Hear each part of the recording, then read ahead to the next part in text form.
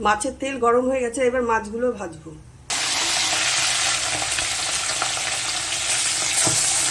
বড় বড় মাছ দুটো করে ভাজতে হবে।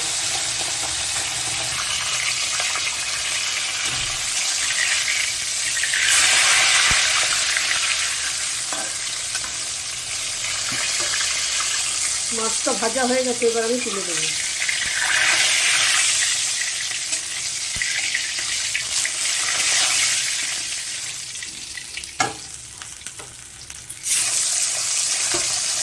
এইভাবে করে সব মাছগুলোকে আমি ভেজে নেব।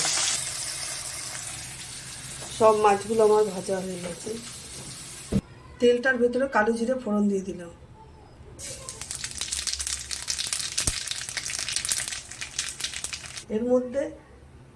এর মধ্যে মশলাটা দিয়ে দিলাম।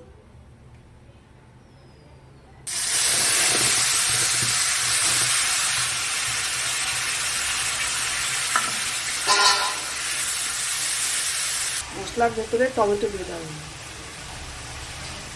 মশলাটা কষানো হয়ে গেছে, এবার জল দিয়ে দেবো। মাছের ঝোল ভালোভাবে ফুটে গেছে, এবার আমি মাছগুলো দিয়ে দিচ্ছি।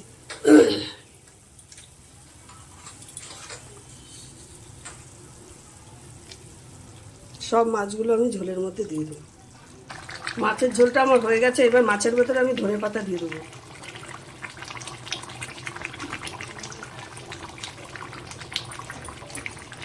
এবার আমি নামিয়ে দেবো। মাছের ঝোল আমার রেডি, এবার নামাবো।